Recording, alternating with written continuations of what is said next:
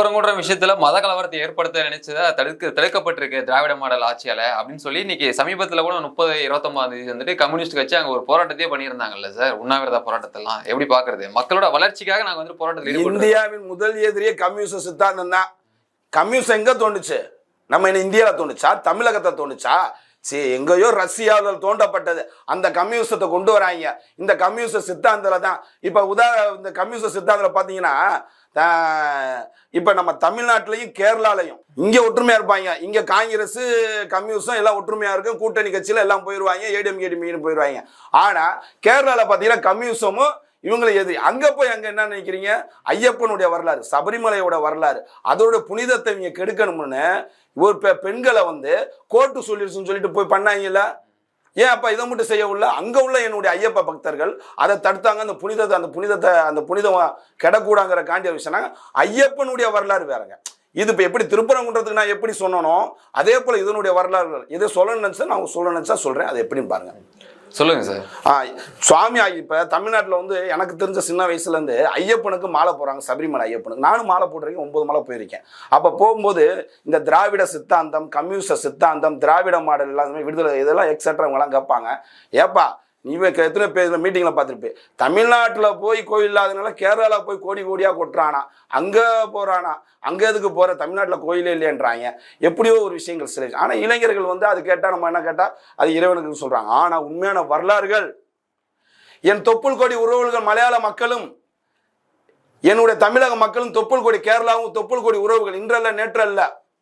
என் தமிழக மக்கள் ஃபுல்லா அங்க இருக்காங்க. அப்படி இருக்கும்போது கொள்ளைக்காரர்கள் திடீர்னு வருவாங்க, அட்டாக் பண்ணுவாங்க. அட்டாக் பண்ணி பொம்பளை பிள்ளை இருக்க சொத்து கித்து ஆடு மாடுன்னு சொல்லி தூக்கிட்டு போயிடுவாங்க. இப்படி நிறைய செஞ்சிருக்காங்க. அப்ப செய்யும் போது அப்ப இங்க உள்ள பாண்டிய மன்னர்கள், மதுரையில் இருக்க பாண்டிய மன்னர்களுக்கு தகவல் வருது. அப்ப அவங்க என்ன செய்யறாங்க, பாண்டிய மன்னர்கள் சோழ மன்னர்கள்லாம் சேர்ந்து இப்படி வருது, அப்படி நம்ம உறவுகள் அங்க பாதிக்க போறாங்க அப்படிங்கிறப்ப ஒவ்வொரு ஊருக்கும் இளைஞர்களை திரட்டினார். ஒரு 10 பேர். அவங்களுக்கெல்லாம் ஒரு மாலை போட்டு ஐயப்பனுக்கு போட்டு, உதாரணத்துக்கு பாத்தீங்கன்னா இப்ப ஐயப்பனுக்கு மாலை போட்டா ஒரு கோயில போய் படுப்பாங்க இந்தியெல்லாம். இப்ப அதுதான் வீட்டுல எல்லாம் போயிட்டான். அந்த கோயில போய் படுப்பாங்க. அவங்க முழுக்க போலீஸுக்கு காவல்துறைக்கு எப்படி ட்ரைனிங் கொடுக்குறாங்களோ இல்ல மிலிட்டரிக்கு எப்படி ட்ரைனிங் கொடுக்குறாங்களோ அது போல அவங்களுக்கு ட்ரைனிங் கொடுத்து இருமுடி கட்டி கூட்டிட்டு போவாங்க. கூட்டிட்டு போய் நேரம் எங்க போய் பார்க்கணும், பாண்டிய மன்னரை பார்க்கணும். பாண்டிய மன்னரை போய் பார்த்துட்டு அதுக்கப்புறம் பந்தலராஜாவை போய் சந்திக்கணும். பந்தலராஜாவை சந்திச்சு அங்க இருந்து சரங்குத்தி போகணும். சரங்குத்தியில போகும்போது அங்கதான் அருவா கத்தி எல்லா ஈட்டி எல்லாம் அங்கதான் கொடுப்பாங்க சரங்குத்தியில. ஏன்னா அதுக்கப்புறம் காடு, அதுக்கப்புறம் தான் கொள்ளக்காரங்க உட்காந்துருக்கான்னு சொல்லி அந்த சரங்குத்தியில எரிமலையில போய் கொடுப்பாங்க. எரிமலைக்கு போய் தான் அங்கதான் கொடுப்பாங்க. அப்ப அந்த எரிமலையில போனோடனே அந்த கத்தியாரெல்லாம் வாங்கிட்டு வேஷம்லாம் போட்டு புலி வேஷம்லாம் போட்டு நம்ம மக்கள் இளைஞர்கள் தமிழ்நாடு முழுக்க 10 இளைஞர் தொப்புள் அங்கங்க மாயமேச்சு இருப்போம்ல, எல்லாம் சேர்ந்து அங்க போகும்போது உள்ள போன கொள்ளக்காரங்க இருப்பாங்க. அவங்க குடும்பத்தோட இருக்கலாம், பிள்ளையோட இருக்கலாம். அவங்க எல்லாத்தையும் வெட்டி கொன்னு புட்டு அப்ப லாஸ்ட் அந்த ஐயப்பன் கோயில் எல்லாம் இருக்கு. அங்க போய் கத்தி அருவாள ஆயுதத்துல வச்சு ஆயுதம் இல்லாம போய் குளிச்சுட்டு அப்பதான் ஐயப்பனை அறிந்தும் அறியாமலும் தெரிந்தும் தெரியாமலும் செய்த சகல குற்றங்களை பொறுத்து காத்து ரசிக்க வேண்டும் ஐயப்பன் சொல்லிட்டு தமிழக பார்டர்லையும் கேரளா பார்டர்லையும் அப்ப பயங்கரவாதிகளை கொள்ளக்காரங்க விடாம போட்டான். அந்த கொள்ளக்காரன் யாரு? அதுல கப்பலோட்டும் கொள்ளைக்காரனே என் ஐயனர்கள் பெற்ற வாபர் சுவாமியா. ஏன்னா அவன் தான் கொள்ளக்காரன். இஸ்லாமிய கொள்ளக்காரர்கள் அப்படி வந்து கொள்ளையடிச்சு இஸ்லாமிய அந்த வாபரை வெட்டி கண்டம் துண்டமா போட்டதுதான் எங்க எரிமேலி வந்து அப்ப வந்து எரிமேலில் உள்ள இஸ்லாமியர்கள் எத்தனையோ பேர் வந்து ஐயோ உங்க ஆளுங்க நைட்டும் பகலுமா வராங்க, எப்படி இருக்கான்னு தெரியல, கருப்பு துணி வராங்க. அப்ப என்னும் போது பந்தலராஜா தலைமையில அங்க நின்று விபூதியை கொடு, அப்ப என் மக்கள்லாம் அவர் போவாங்க அப்படிங்கிறக்காண்டி. அப்பதான் இப்போ எந்த தமிழன வீரனும் பெண்ணை வந்து நாங்க போர் கூட்டி போக மாட்டோம்டா, ஆம்பளை நாங்க தான்டா போவோம். அப்ப பொண்ணு அப்ப பெண்ணை கூட்டி போனா அங்க என்னங்கிறக்காண்டி தான் அது நாங்க போர்க்களமா இருக்கோம். ஒவ்வொரு சபரிமலை தமிழன இளைஞர்களே, தமிழன சித்தாந்தவாதிகளே நல்லா தெரிஞ்சுக்குங்க. சபரிமலைக்கு மாலை போடுறது போர்க்களத்துக்கு போறதான் தவிர கொலை செய்யறதான் தவிர மற்ற எதுக்கும் கிடையாது. இதுதான் வரலாறு, இதுதான் ஐதீகம். ஐயனுடைய வரலாறை யாரும் அழிக்க நினைத்தால் அவர்களே அழிந்து விடுவார்கள். இன்னைக்கு பாருங்க, சபரிமலையில உள்ள தங்கத்தை காணப்பட்டாங்க, சில தங்கத்தை திருடிட்டாங்க.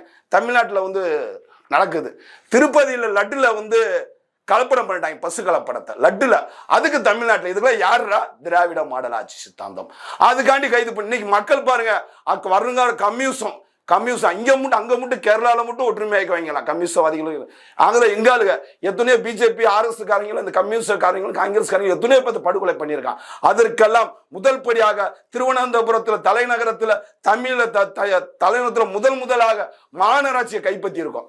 இன்னொரு உக்கடத்துல இன்னொன்னு பல்லடத்துல உள்ள இன்னொன்னு பாலக்காடுல நாங்க கைப்பற்றி இருக்கோம். இன்னும் வருங்காலத்தில் கேரளாவில் இந்துத்துவ ஆட்சியும் பிஜேபி ஆட்சியும் பாரத நரேந்திர மோடி தலைமையில் உறுதியாகவும் மக்கள் எப்பொழுது தேர்தல் நோக்கிக்கிட்டு இருக்காங்க. கேரளாவில் மிகப்பெரிய மாற்றங்கள் இருக்கு.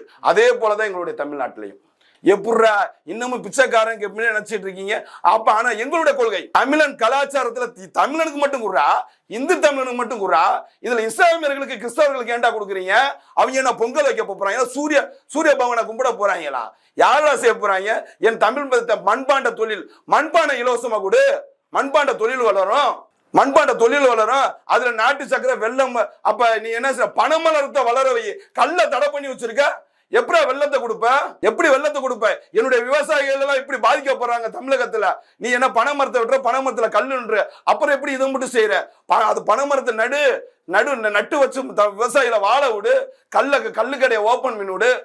கல்லுக்கடையை ஓபன் பண்ணி டாஸ்மார்க் அதை குடிச்சு வெட்டியா வீணா எத்தனை பேர் சாகுறாங்க. இப்ப அது வந்து இந்த போயிடும் இது.